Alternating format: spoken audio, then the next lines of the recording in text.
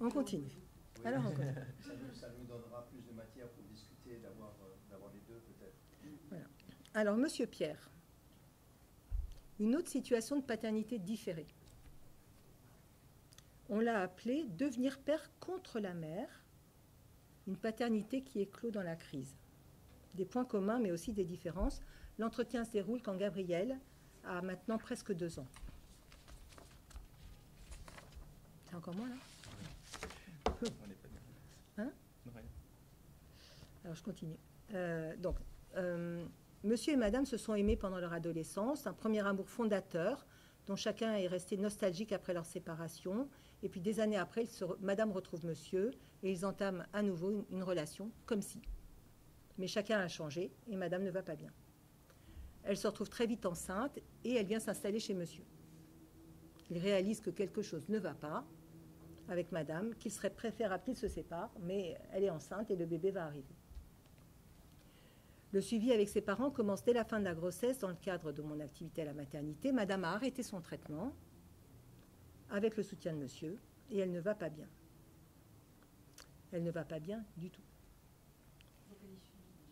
Elle est connue, suivie, elle a un traitement thymorégulateur qu'elle a arrêté pour protéger le bébé, c'est ce qu'on entend souvent pendant la grossesse, et elle ne veut absolument pas le reprendre alors qu'elle ne va pas bien du tout, et elle ne veut pas consulter en psy adulte parce qu'elle ne veut pas reprendre de traitement. Elle acceptera cependant de renoncer à l'allaitement pour qu'on puisse remettre en place le traitement ensuite de couche. Et puis très vite, nous la recevrons en hôpital de jour à l'UPP, et monsieur sera reçu également très régulièrement. Voilà, l'état de madame va rester désorganisé, très désorganisé pendant des mois, sur un versant d'apragmatisme, voire d'aboulie. Et pendant toute cette période, l'enfant montre un ralentissement de son développement avec un évitement actif de la relation. Donc, des soins intensifs dans notre unité sont mis en place, un mode de garde aussi est mis en place chez une assistante maternelle, et tout cela a permis la reprise évolutive de l'enfant. Aujourd'hui, c'est un enfant qui, sur le plan du développement, va bien. À la question de quand est-ce qu'il s'est senti devenir père, il répond quand Gabriel a eu 17 mois. Cela correspond au moment où le couple traverse une crise majeure, avec l'émergence d'un épisode de violence conjugale grave qui amène monsieur à acter la séparation. Madame rentre chez elle et il se retrouve avec Gabriel face à la responsabilité d'assumer l'ensemble des soins primaires et de lui garantir la présence d'un parent devant l'absence de l'autre. En fait, ce n'est pas réellement l'absence de l'autre, mais c'est une présence de la maman qu'il vit comme potentiellement menaçante pour le lien à son enfant. Il est particulièrement inquiet de l'impact des troubles sur leur fils. Et non seulement il acte la séparation, mais aussi il s'approprie Gabriel en mettant madame à distance. Il dénie l'importance des moments de violence dans leur couple auxquels leur fils a assisté. Nous essayons de ne pas prendre parti dans ce... Mutuel. Mutuel des deux côtés. Enfin, tu dirais quoi? Je dirais qu'en tout cas, elle était...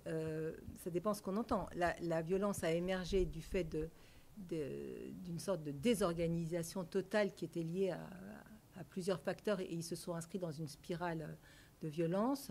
Mais la maman a dénoncé la violence de monsieur sur elle, et lui dénonçait la violence de sa maladie sur lui. Donc voilà, on était dans une situation avec une émergence de violence physique.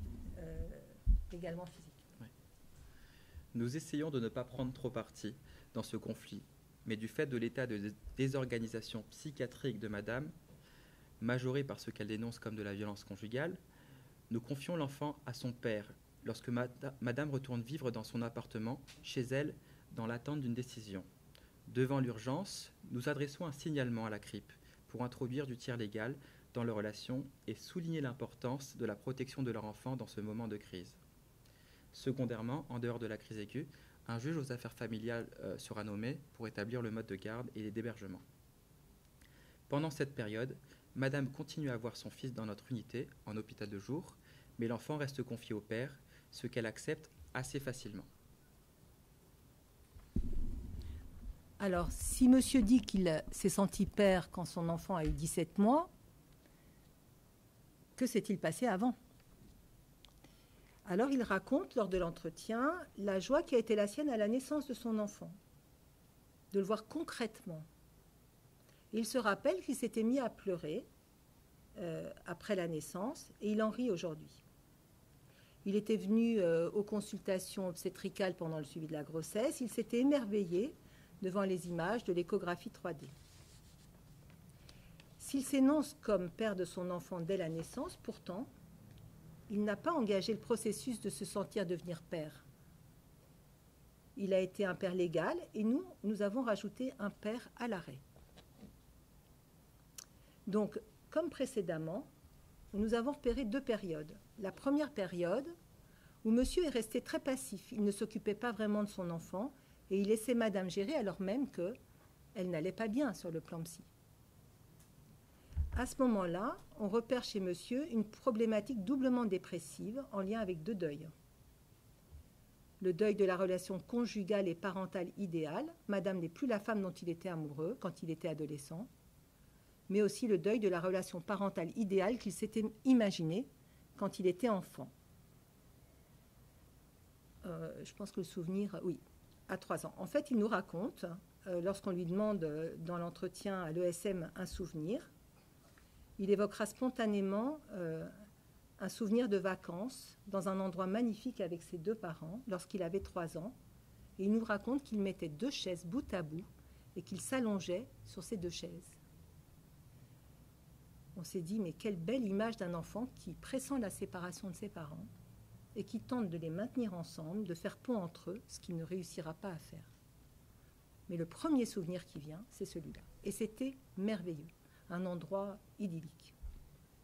Le deuxième deuil, c'est le deuil de son père, survenu pendant cette grossesse, un deuil intouchable, avec lequel vient résonner celui que son propre père a vécu lorsqu'il était enfant, quand son propre père est décédé subitement. Dans l'après-coup, lors de notre entretien, monsieur pourra nous dire « j'ai vécu cette période en apnée ». Et là, il dit qu'il commence à aller mieux. Il est rassuré par le développement de Gabriel, ce qui laisse supposer qu'il avait quand même bien perçu les difficultés de cet enfant qui nous avait quand même beaucoup alertés. Un enfant qui avait un évitement relationnel actif, enfin des troubles dans son développement, alors qu'il les avait banalisés jusque-là. Et il est soulagé de s'être séparé de madame.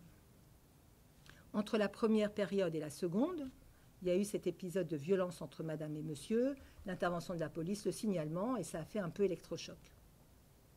Il s'engage dans cette paternité, dans la relation avec son enfant, et il décrit maintenant une relation fusionnelle, ce sont ses mots.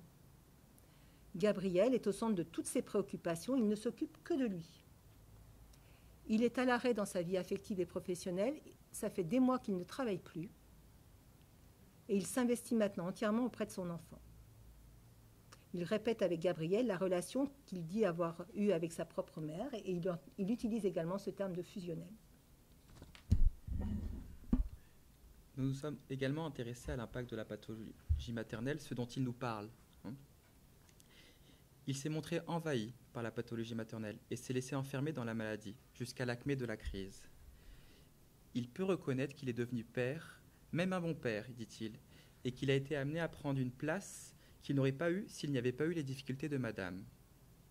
Un père maternant, paternant, c'est affectueux, avec beaucoup de tendresse, mais aussi éducateur, stimulant, joueur, cumulant les mouvements masculins et féminins de la paternité. Si dans la première période, il a laissé l'enfant avec sa mère malade, restant passif face au dysfonctionnement interactif mère-enfant et laissant l'enfant exposé aux troubles, ceux de madame et les siens, dans la deuxième période, la pathologie de madame, alors même qu'elle se stabilise, prend la tournure d'un danger pour monsieur, une étrangeté menaçante dont il doit écarter l'enfant. Monsieur devient père contre cette femme, il lui en veut, il s'est fait avoir, elle n'est plus la même. La pathologie maternelle, mise au devant de la scène, a eu aussi pour effet de masquer les troubles de monsieur et sa difficulté à devenir père. Quelques mots pour tenter de comprendre. C'est un homme aux prises avec une problématique oedipienne très chaude et qui se réactualise. Comme tu le disais, il décrit avoir une relation fusionnelle avec sa mère, et les confusions dans le discours entre sa mère et la maman de son fils nécessiteront à plusieurs reprises de lui faire préciser de qui il parle. Avec son père, il évoque une relation idéalisée, mais un père-frère. Il est resté seul avec sa mère après la séparation, même s'il voyait son père très régulièrement. Dans une belle dénégation, il dit ne pas en avoir souffert. Son rêve était d'offrir un papa et une maman ensemble à son fils. Mais il garde une attention et un amour très intense pour sa propre mère, qui est une héroïne pour lui. Elle est une survivante qui a surmonté de graves problèmes de santé. Il a pensé la perdre à plusieurs reprises. Elle est toujours présente pour lui et pour son petit-fils. Monsieur se retrouve dans une grande proximité avec elle et lui a fait plaisir en lui offrant un petit-fils, alors qu'il est son fils unique. Cette relation avec l'enfant les a rapprochés et ils sont souvent ensemble. Il reconnaît que parfois avec sa mère, il se sent encore comme lorsqu'il avait 10 ans. Lors de cet entretien, nous lui proposerons de raconter un souvenir d'enfance avec sa mère. Rien ne lui vient, silence. Dans la relation à sa compagne, il développe une haine pour cette femme. La paternité de monsieur se déploie contre madame. Il accumule les preuves de dangerosité pour s'assurer d'avoir la garde totale et prendre la place de la mère. Mais il veut aussi, à l'inverse de son propre père, être un père qui pose des limites éducatives protectrices comme celle de ne pas autoriser son fils à regarder la télé avant l'âge de 3 ans. Cela contraste beaucoup, je trouve. Il nous dit qu'il veut que son fils puisse l'admirer, être un repère pour lui, une source d'identification. Cela commence à devenir une motivation pour l'amener à retourner chercher une occupation professionnelle. Il a beaucoup de souvenirs avec son père. Il décrit une ressemblance, une complicité. Mais son père lui aurait demandé d'être un enfant sympa avec lui, parce qu'ayant perdu son père, il n'avait pas de référentiel. On perçoit là les attentes envers l'enfant, celle de faire advenir son père et d'en faire un bon père. Nous observons de l'idéalisation vis-à-vis de la mère, de son père, vis-à-vis de celle de son enfant, et au fur et à mesure de l'entretien, l'émergence d'un peu plus de conflictualité. À ce jour, l'intervention de la loi a installé une instance tierce et une limite à sa toute-puissance, permettant de soutirer l'enfant à son appropriation et permettant à ce petit garçon de renouer avec sa mère surtout. D'une entrée dans la paternité contre madame, il a maintenant l'obligation de se soumettre à la loi et de renouer, dans l'intérêt de son fils, une communication de qualité avec madame qui retrouve des droits de vie et d'hébergement. L'enfant se réinscrit dans une relation triadique, le père trouve une butée à son fantasme fusionnel. Concernant le parcours à l'UPP, donc nous lui demandons comment il a vécu le travail avec nous. Il le présente comme une aide salutaire, un miracle même. Vous voyez que l'idéalisation fait partie de son mode de fonctionnement. Il reconnaît combien les soins ont permis de faire évoluer cet enfant puisqu'il va très bien aujourd'hui. Il s'est senti reconnu dans son rôle, a trouvé un appui pour se représenter les difficultés de madame, et il s'est senti soutenu par nous, pour lui, mais surtout pour garantir que la relation entre sa femme et son fils reste protégée. Les consultations se poursuivent, mais elles vont bientôt s'arrêter du fait de l'âge de l'enfant et un cadre éducatif a été mis en place par le juge pour enfants. Pour M. Pierre, la relation père-fils semble le placer dans une fonction qu'il pense protectrice, mais qui s'inscrit dans un lien d'emprise et de réparation narcissique de sa propre histoire infantile. Il vit son bébé comme un enfant à protéger et à sauver d'une mère malade. Et dans sa représentation idéalisée de la parentalité, le bébé est porteur d'un mandat qui serait de réunir ses deux parents pour lutter contre le vécu tragique de la séparation qu'il a probablement plongé dans une dépression dans l'enfance. C'est-à-dire on a eu dans l'idée qu'il avait quand même été un enfant déprimé et que c'était complètement nié dans son discours. On peut penser que le père de monsieur, endeuillé enfant par le décès de son propre père et qu'il n'a pas eu d'autre enfant que monsieur, a été en grande difficulté dans son devenir père, qu'il a exprimé en étant un homme, dit à femme, entraînant la séparation de son couple et laissant monsieur seul, confronté à sa mère. Aujourd'hui, Gabriel est inscrit dans ce lien oedipien très fort entre sa grand-mère et son père, dont la mère est exclue. Monsieur a des propos disqualifiants et même ouvertement hostiles à l'égard de la mère de l'enfant. Il est méfiant, suspicieux et troublé par madame. Donc vous avez entendu que seul le juge garantit la place de madame auprès de son enfant. Avec Gabriel, monsieur reproduit une relation père-fils sur un versant surtout féminin, même si émergent quelques positions plus masculines du côté des limites. Le bébé, de son côté, se retrouve pris dans ce conflit, où il devient l'allié du père contre la mère. La place des tiers, l'assistante maternelle, l'équipe de l'hôpital de jour, puis le juge pour enfants, s'est montré essentiel pour permettre à cet enfant de trouver des espaces de dégagement psychique. Mais je dois vous dire que pour nous, ça a été aussi très difficile d'essayer de rester dans une position neutre. Gabriel reste dans une situation délicate. S'il va bien sur le plan de son développement, on peut rester inquiet de l'impact de la nature hostile de la relation de ses parents et de l'incertitude aussi concernant l'état psychique de la maman. On pourrait dire que pour M. Pierre, la pathologie de madame a masqué les troubles de monsieur dans son accès à la paternité. Et dans une certaine dépression paternelle, on pourrait dire c'est être père et exclure la mère. Pour terminer, avant de conclure, M. Paco, on a noté qu'il avait abouti à une paternité suffisamment bonne dans ce processus. M. Pierre, on l'a noté comme une sorte de paternité en excès. Voilà. Pour conclure et pour ouvrir un peu la discussion, que pouvons-nous retenir du parcours de ces pères traversant ces différentes crises?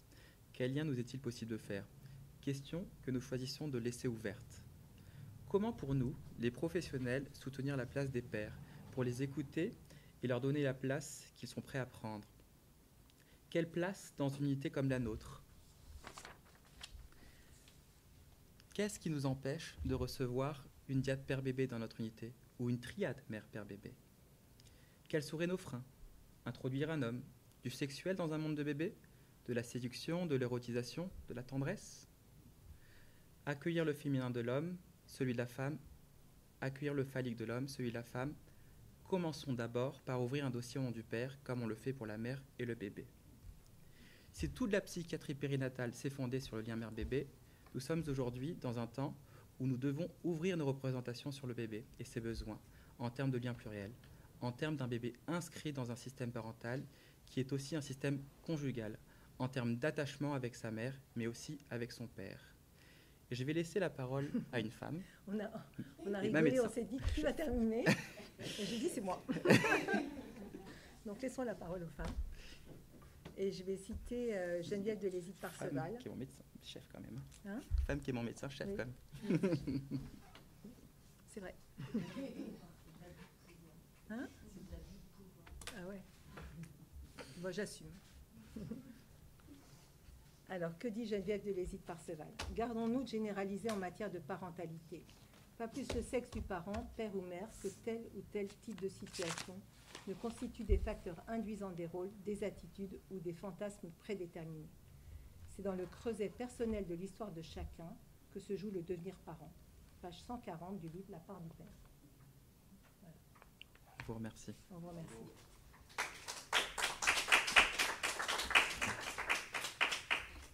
Et en parlant d'autres livres, il y a un livre que je vous conseille, un roman. Oui, j'en parle à tout le monde parce que ça m'a... C'est un livre, c'est un roman qui s'appelle Les filles d'Egali. Oui, D''E-G-A-L-I-E. C'est un livre qui vient d'être traduit en français, qui est d'origine, je crois que c'est norvégien.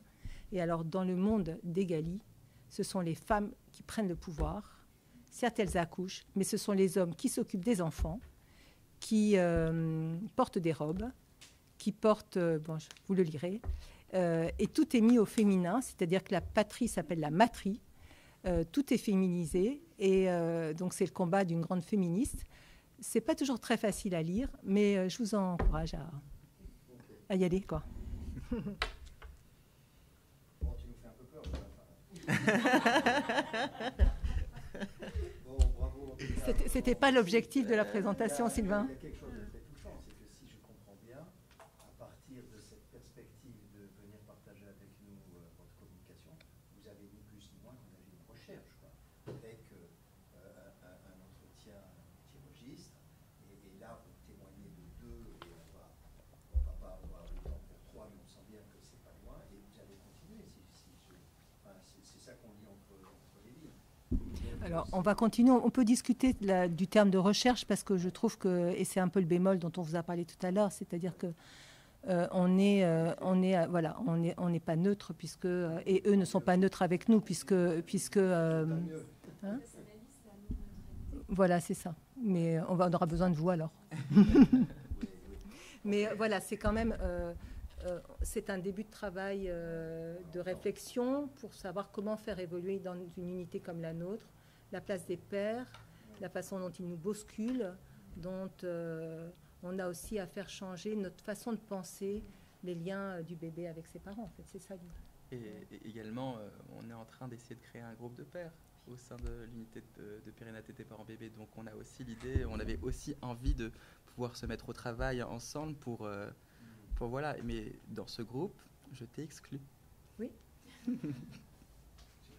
Je l'ai exclu. Entre hommes. Entre hommes. Voilà. Il le fait avec un autre homme. Voilà. Il a exclu les femmes. Du coup.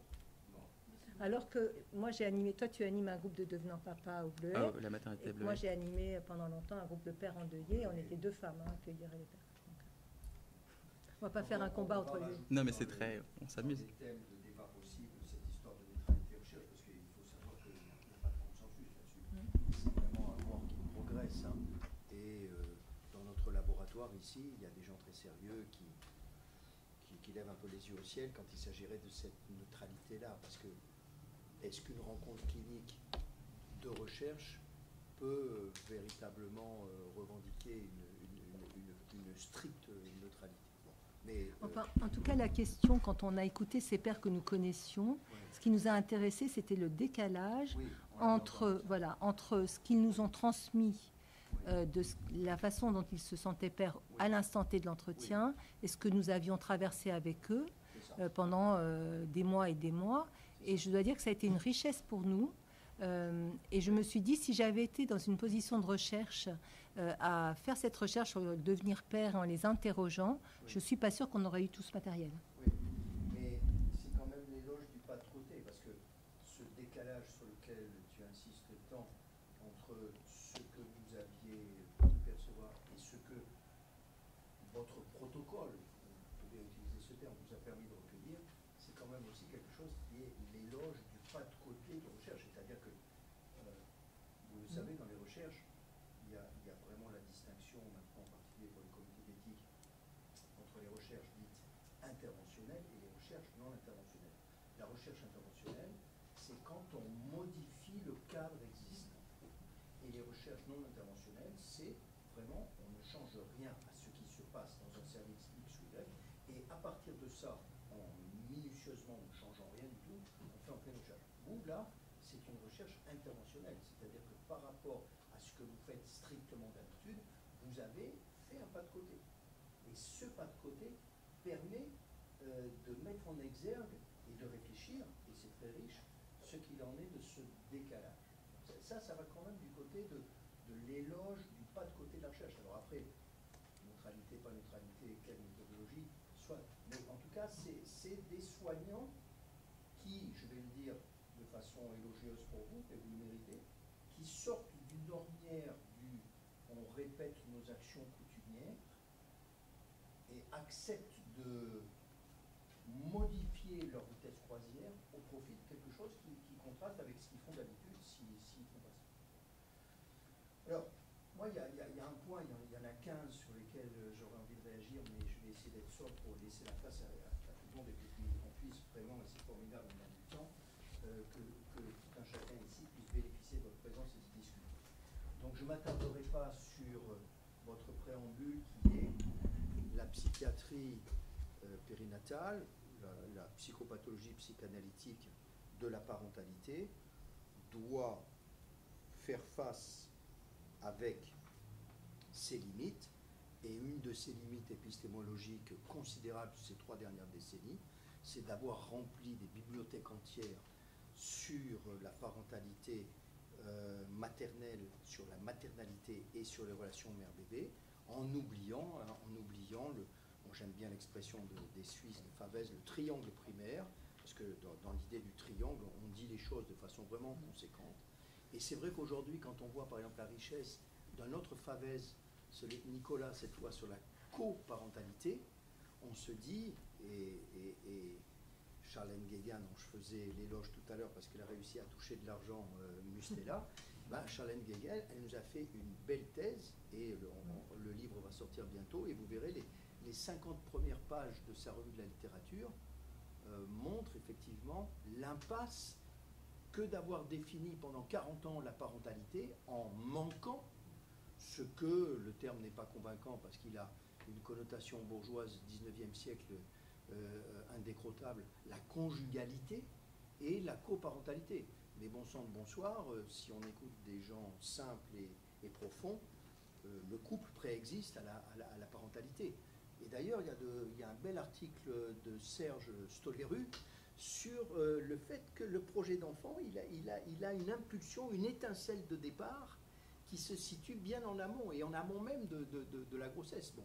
Et c'est toujours intéressant dans le faire couple, quand on creuse un peu avec une acuité comme vous avez utilisé là, avec cet entretien multiregistre, quand on va vraiment dans l'anamnèse du faire couple, et donc dans la préhistoire du faire couple, on voit très bien ceux qui ont fait ça à 300 à l'heure avec beaucoup d'implicite et de silence finalement, et puis ceux qui sont allés assez loin dans l'anticipation de qu'est-ce que ça pourrait vouloir dire et qu'est-ce qu'on peut se dire en discutant au moment crucial où on est en train de faire couple et de contractualiser le faire couple. Qu'est-ce que ça peut vouloir dire et qu'est-ce que ça signifie. Et c'est vrai que c'est une étape qui mériterait d'être vraiment revisitée. Est-ce que je peux juste Moi, je t'en prie. poser une question? Parce que j'ai pu comprendre qu'en regardant la littérature, vous avez trouvé beaucoup Sur les pères.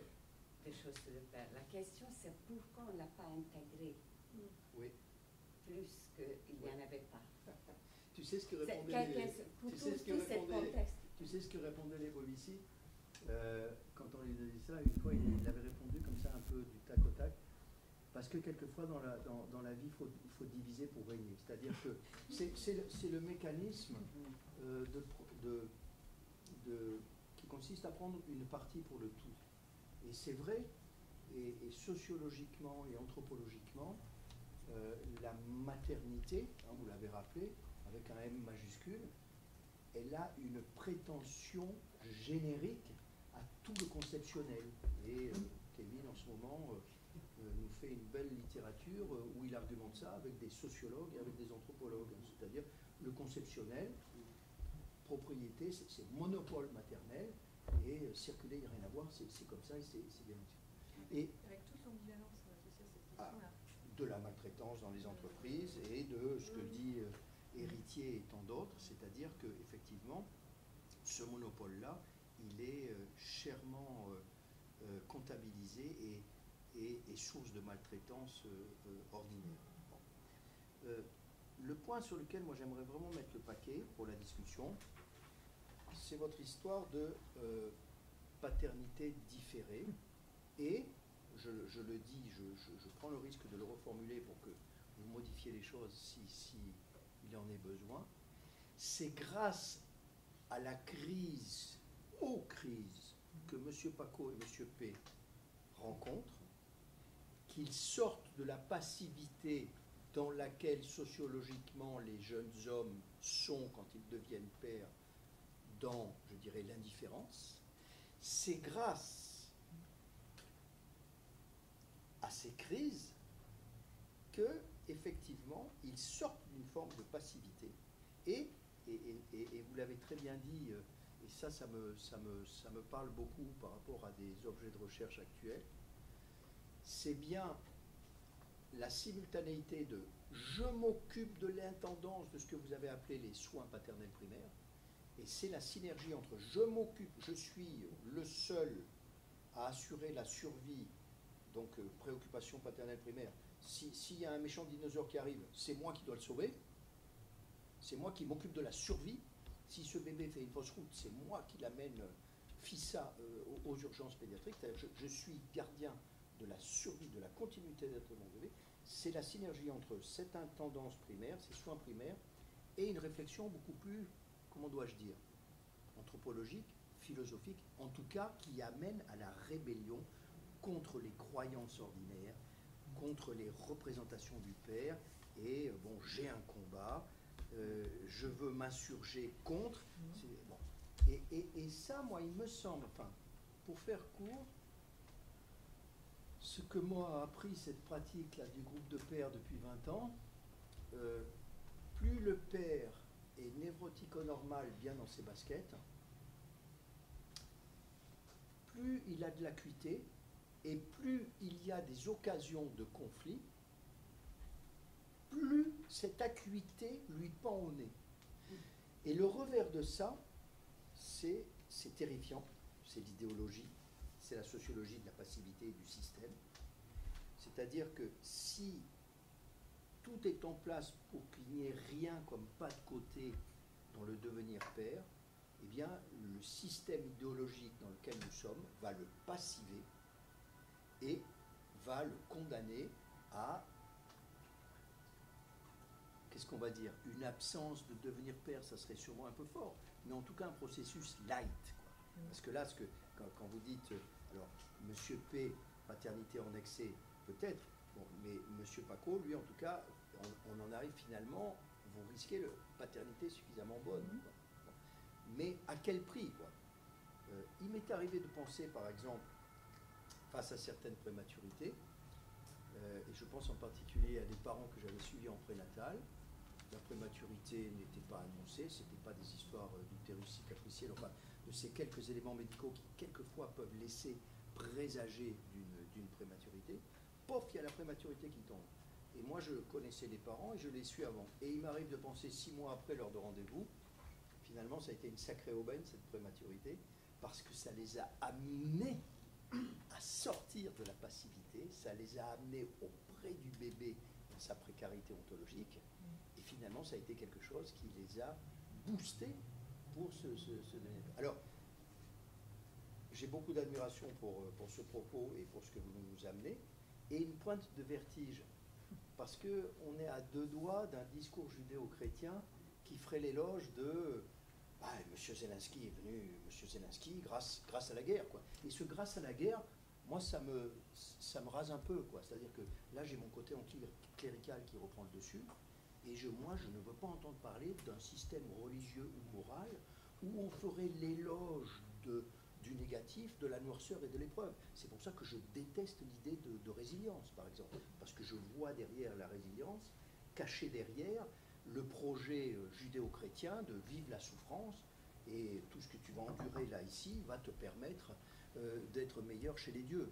D'accord, mais en attendant, politiquement, on te transforme en mouton, et religieusement, on te transforme en clone, quoi. Et avance et sois un gentil mouton, s'il te plaît, quoi. Donc, est-ce que dans votre propos ce soir, vous ne nous amenez pas aussi le fait que nous sommes dans un système où, bon sang de bonsoir, il en faut quand même beaucoup pour arriver à se rebeller contre les représentations académiques, comment dois-je dire, standards, les représentations dominantes, c'est ça le bon adjectif. Les représentations dominantes du père, c'est quand même quelque chose qui est quasi synonyme de anti-pensée, anti-maturation et anti-réflexivité. Et hop, patatras, quand les crises se pointent, des hommes qui sont peut-être pas ceux chez qui on aurait pu présager ça, se transforment en résistants des valeurs paralysantes du système. Qu'est-ce que vous pensez de mon affaire? Et vous tous? C'est dur de répondre. Oui. Moi, ce que j'ai juste envie de dire, c'est que on ne va pas faire l'éloge de la crise c'est un peu ce que tu dis, on va pas mettre en avant combien il a fallu. Sauf que c'est à nouveau un début de travail, que c'est le terrain de notre clinique du quotidien, de travailler avec des parents dont la mère présente des difficultés d'ordre psychiatrique ou psychique plus ou moins importants, et qu'on est dans on ne va pas généraliser à l'ensemble. C'est une première réponse banale, mais voilà. Oui, mais voilà. Et que l'idée quand même, c'est qu'un jour, on étende notre réflexion à des pères qui ne soient pas suivis à l'unité périnatale et que nous rencontrons. au Bleuet par exemple, ou à la maternité par exemple, et que donc on rencontre des pères lambda, je dirais, et qu'on puisse aussi leur proposer ce type d'entretien C'est pour... ce qu'on a envie d'entendre un Voilà. petit peu après, qu'est-ce qui se passe avec un père lambda, mais Voilà. avec une mère lambda aussi. Bien Oui. sûr. Mais, Et pas que des bobos. Pas que des bobos. oui, pas que des bobos. Un peu de tout le monde, quoi. Là, ils sont pas bobos, hein. Oui, oui, Ah non, mais non, on a voilà, bien compris. Chez nous, il y a des... Non, mais je sais bien, c'est pour ça que Alors je me peut-être qu'au permets de dire Bleuet, il y a, Oui, je sais, peut-être qu'au Bleuet, il y a des bobos, mais chez nous, il y en a moins. ça. Mais Oh, il n'y en a pas que. les représentations du devenant père chez les bobos, elles sont, enfin, je veux dire, la pesanteur idéologique est incroyable. Oui. C'est la pesanteur idéologique qu'on touche avec votre affaire. Mais il en faudra juste un peu pour associer un peu par rapport à ce que tu viens de dire, Sylvain. En fait, j'ai l'impression que cette situation met un coup de projecteur sur ce que ça fait au père, de façon générale, de se retrouver à s'occuper du bébé. Parce que pour avoir travaillé de nombreuses années en lieu d'accueil enfants-parents et avoir vu des pères qui arrivaient en congé paternité, qui découvraient la réalité de... Enfin, le fait de se retrouver seul avec le bébé, Eh oui. sans la mère, c'était une véritable découverte pour eux. Et ils arrivaient à beaucoup mieux s'identifier aussi à ce que pouvait leur dire leur compagne. Parce que ce qui est intéressant, c'est au moment où ils se retrouvent seuls avec le bébé. Oui. Donc vraiment confrontés à la réalité, tu Oui. as bien dit, de la Des soins survie, primaires. des soins primaires, etc. Déjà qu'ils en éprouvent aussi physiquement, et psychiquement l'effet, qu'il y a quelque chose où ils ils se sentent légitimes. Et on va donc du coup tout l'intérêt. Enfin, moi, c'est vrai que je trouve que... Alors là, on est dans les questions sociologiques, mais ça a vraiment, notamment quand on voit aussi les effets, le nombre de séparations après la naissance d'un bébé, Beaucoup. où on se dit que, alors sans l'imposer systématiquement, mais cette histoire de congé un peu plus important pour les pères. Mais ce qui serait intéressant, c'est aussi sans la mère, c'est-à-dire que le père puisse se retrouver et à se rendre compte qu'il arrive à s'occuper de son bébé, qu'il a du plaisir à s'en occuper. Donc je pense que quelque part, vous mettez l'accent dans une situation singulière, dans un cadre de pathologie maternelle, quelque chose que probablement on pourrait retrouver avec des pères qui vont bien et des mères qui vont bien aussi. C'est ça qui serait intéressant. Enfin, l'association qui me vient fait deux choses. C'est ce que les pères peuvent nous transmettre quand on va dans les chambres en maternité. Vous savez, on passe dans les chambres et donc on est face à des configurations très diverses. Mais quand une mère accouche par césarienne, c'est le père qui a le premier contact avec le bébé et souvent en peau à peau. On installe le bébé en peau à peau sur le corps du père et quand parfois, et souvent on le retrouve après dans la chambre avec le bébé en peau à peau. Et c'est très touchant d'entendre le vécu de ces pères nous raconter ce premier contact vraiment au plus près avec leur bébé. Et la deuxième chose, c'est que bien évidemment, on vous parle de cas particuliers et que l'idée, ça serait après d'étendre. Mais dernièrement, je suis rentrée dans une chambre à la maternité. La mère était debout et le père était allongé dans le lit avec le bébé contre lui. Et je suis restée un peu surprise. Et le père me parlait de la naissance et la mère marchait en disant non, j'ai mal, je ne peux pas m'asseoir. Mais en fait, c'est le père qui était dans le lit, donc c'était assez surpris. Donc évidemment, on ouvrira. C'est bien. Christian a une formule que moi je trouve très très importante. Enfin, je la reprends pour avoir son avis et vous tous.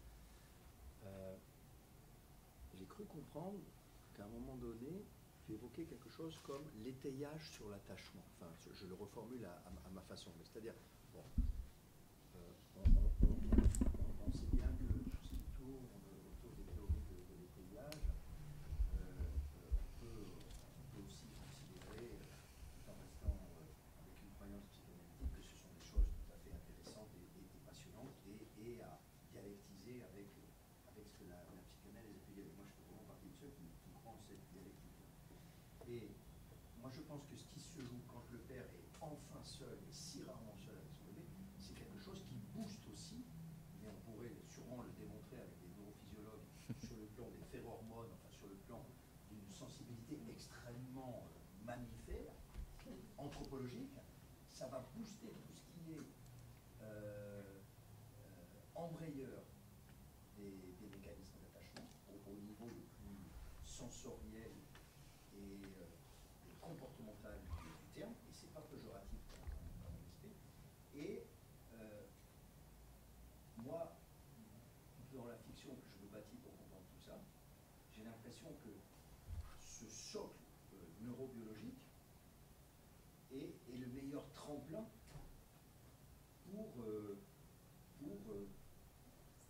pour plus s'y affiniser, hein, c'est-à-dire que pour que le père se mette à philosopher sur mais quelle est ma place sur l'échiquier avec cet enfant-là. Mais c'est une philosophie qui n'est pas hors sol, c'est une réflexivité qui n'est pas intellectualisée, qui est désincarnée, mais qui est qu'est-ce que je lui fais à bouffer ce soir, quoi. Et quelle heure il est, c'est quand tu l'as bouffé la dernière fois. Donc du coup, il y a vraiment, alors je ne sais pas, est-ce qu'il faut organiser des stages de survie dans la forêt avec le père, non. je ne sais pas quels sont les scénarios qu'il faut trouver, mais il y a quelque chose à trouver, parce que si on le dit de manière cynique, toujours en Il faut que ce soit les hommes qui fassent la cuisine. beaucoup de choses dans notre société sont en place pour que le père ne se retrouve que très rarement seul avec son enfant. Et bien souvent, il faut attendre le premier match du Paris Saint-Germain pour qu'il parte tout seul dans la voiture avec lui, quoi. Et il a Pourquoi le PSG? Parce qu'on est à Paris. Mais et en même temps, tout ce que tu décris, sociologiquement, penser à faire un... Enfin, c'est vraiment un sujet intéressant parce que on voit... Enfin, je trouve que ça mêle effectivement... je trouve que les cas cliniques que vous avez présentés montrent toute la complexité du sujet. C'est-à-dire à la fois l'actuel, et comment ça vient faire résonance avec l'histoire, et tu as aussi tout la... Effectivement, là, tu as parlé du système idéologique, sociologique, enfin voilà, tout.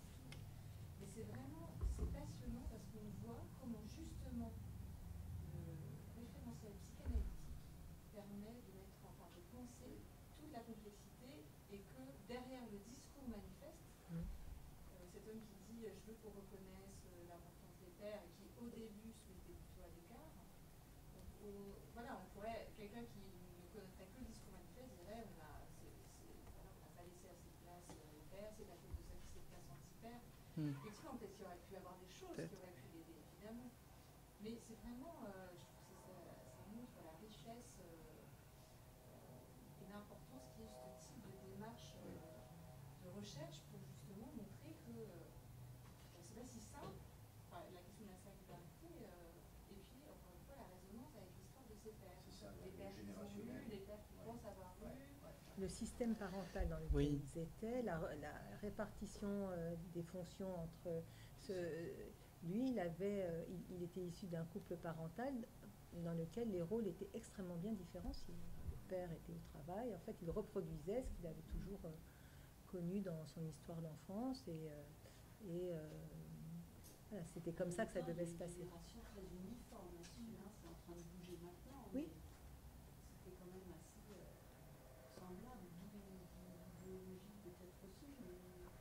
Alors peut-être que dans une génération, dans deux, on ne parlera pas comme on parle aujourd'hui. Enfin, peut-être que Mais ça sera très ça différent. bouge à certains endroits, mais quand ça bouge, moi je l'ai vécu, j'allais dire dans ma chair, mais oui, c'était incarné, ça c'était pas intellectualisé.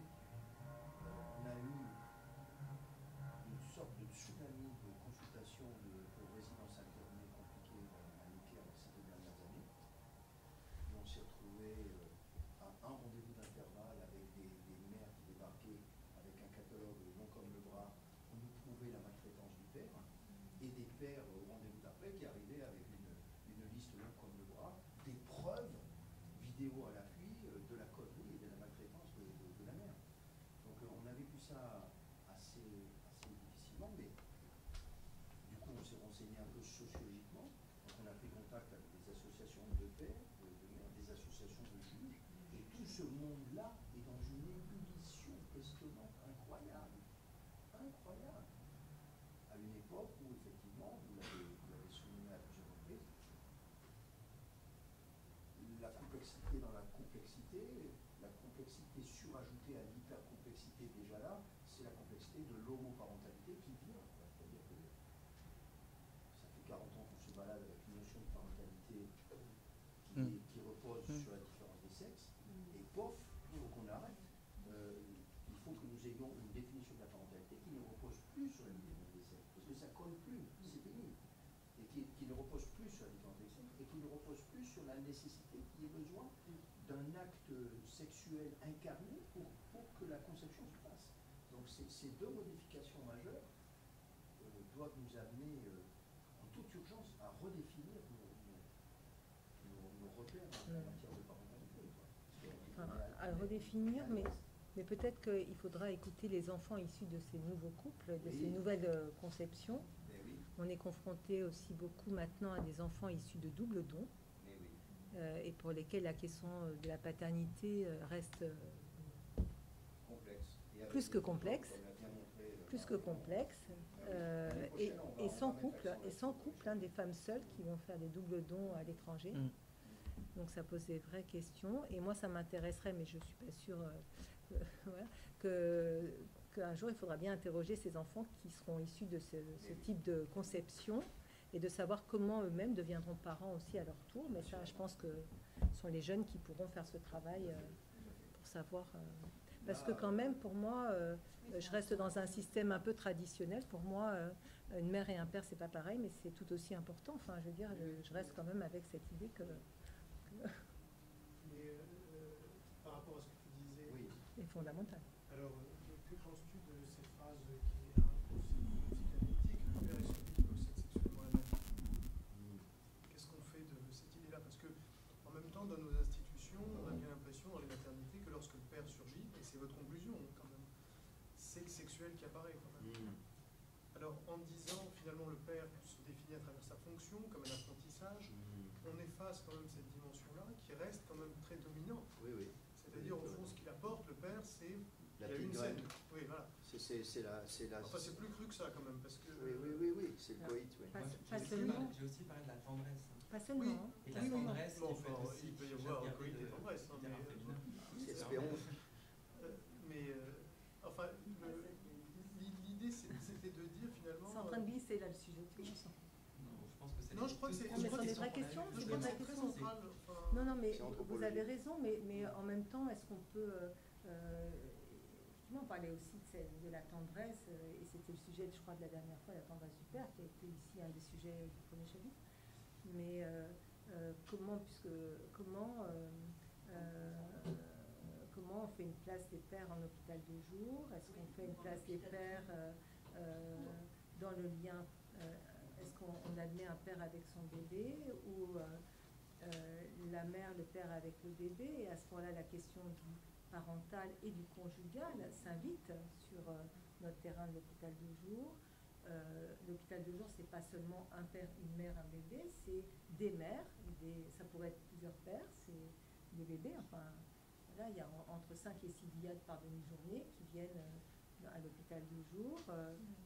Qu'est-ce que ça va faire aux autres mères de rencontrer un homme dans cette structure? On ne peut pas nier. On a ouvert l'hôpital de jour. Vous l'avez ouvert? Oui. Enfin, Vésinet. Vésinet, oui, j'ai eu le temps de le voir s'ouvrir. Et l'idée, c'était effectivement que le père, le bébé, la mère, c'était un dossier différent, une entrée différente, et ils ont leur place, que ce soit avec la mère ou tout seul. Mais pas en hospitalisation temps plein. Alors, en hospitalisation temps plein, moi c'était mon rêve depuis longtemps, mais faire entrer un loup dans la bergerie, c'est bien pire que dans l'hôpital Un de loup jour où sexuel. on y passe 4 heures, on fait qu'il déjeuner, tandis que là on y c'était- dort. Oui, c'est Tex-Avril. On y dort. Donc là, c'est le sexuel complètement. Déjà, quand il y a un père qu'on trouve dans le lit de sa femme en train de lui faire des câlins, là, des gorges chaudes, Oui. personnel soignant dès le matin, je te parle du Vésinet dans l'hospitalisation conjointe, mère-bébé. Et là, pour la première fois, il y a eu un père hospitalisé. Sans la mère. En temps plein. En temps plein. Mais à Besançon, je crois, ou à Colmar, Mulhouse, enfin dans l'Est, ils ont une hospitalisation parent-bébé où ils ont des lits père-mère, de couple, quoi. Les doubles. Alors, je ne sais pas s'ils sont doux ou s'ils sont jumeaux, je ne sais pas. Je ne suis pas allée jusque dans ce détail-là, mais c'est très intéressant. Et puis c'est une question qui est très actuelle. Là, à Saint-Denis, on est en train d'ouvrir une unité temps plein pour un bébé. Il y a des financements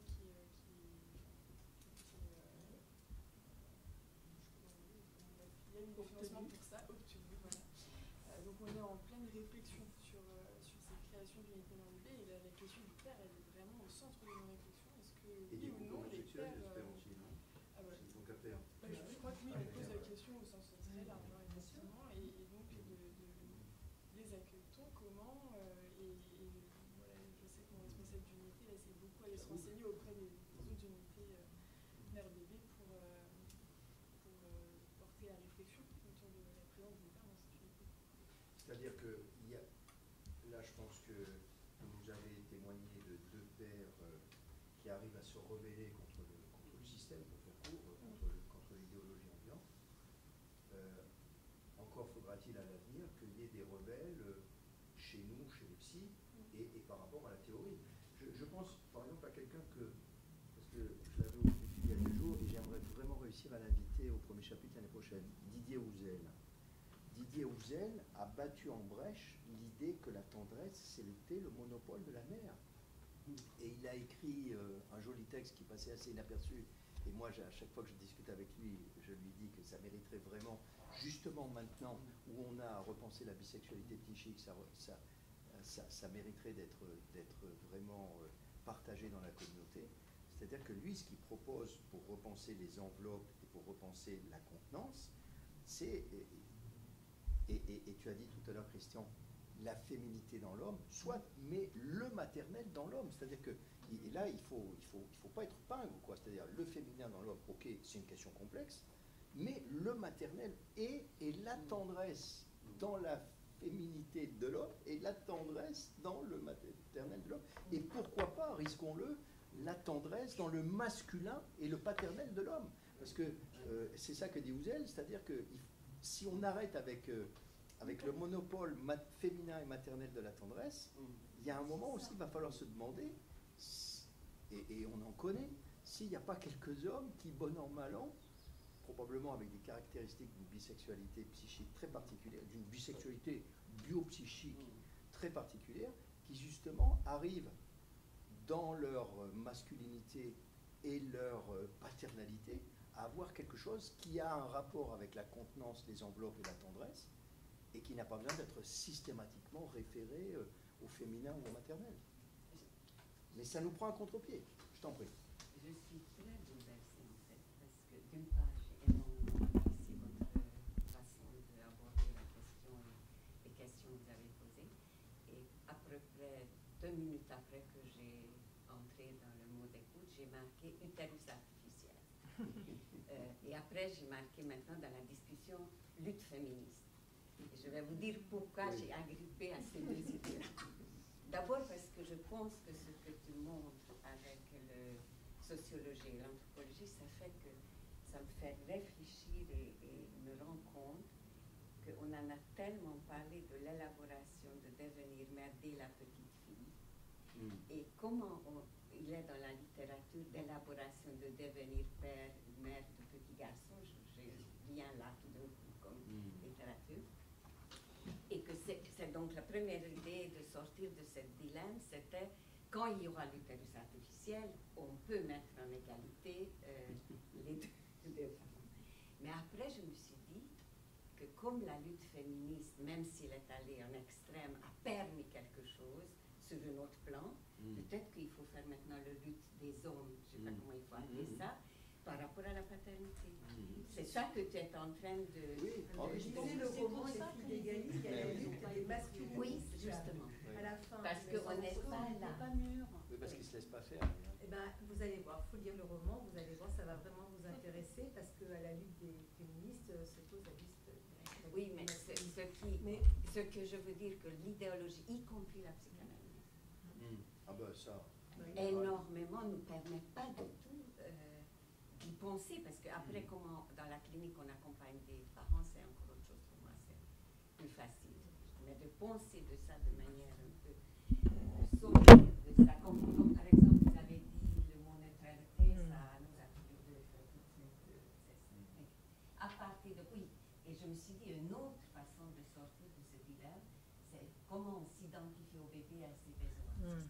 C'est à partir de là qu'on peut construire toutes les complexités qu'on est en train de C'est à partir de ça qu'on a ouvert l'hôpital de jour au Père. C'est à partir Mais moi j'ai envie de dire, avant que tu dises l'identification au bébé, j'étais en train de penser que ça m'intéresserait bien d'aller demander aux enfants ce qu'ils en penseraient. Parce qu'ils auraient aussi des choses à nous dire, hein, quand même. Aux enfants, aux adolescents, hein, ça serait intéressant de les écouter aussi.